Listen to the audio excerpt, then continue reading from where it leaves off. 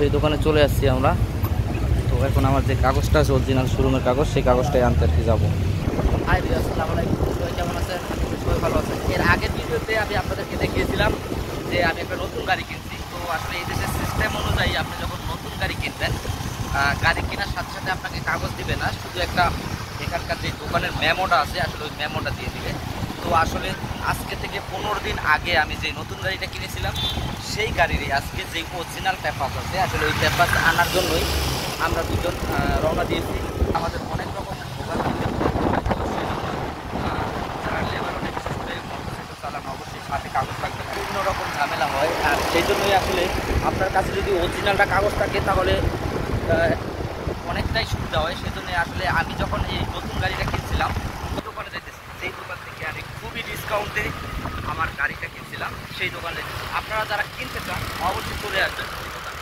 আর সাথে থাকবেন হাতে খায়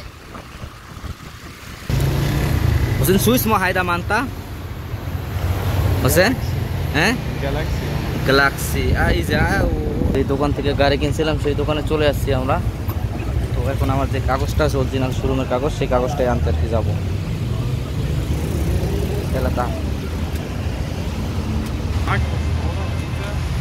Faktura عندك صور তো চলে আসছি আজকে সেই শোরুমে, বিশেষ করে শোরুমে চলে আসছি। আর আজকে কিন্তু আমার গাড়ির কাগজ নেব, তো কাগজ আনার জন্য আমি ভিতরে যেতেছি।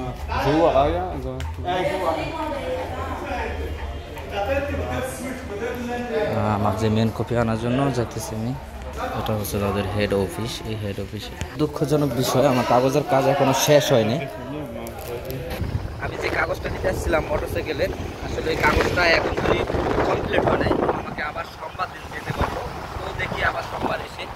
তো আসলে মোটরসাইকেলের কাগজ না দেখলে কি বিদেশের মাটিতে অনেক রকম ঝামেলাতে পড়তে হয়। তো আসলে আমার কাগজটা খুবই গুরুত্ব।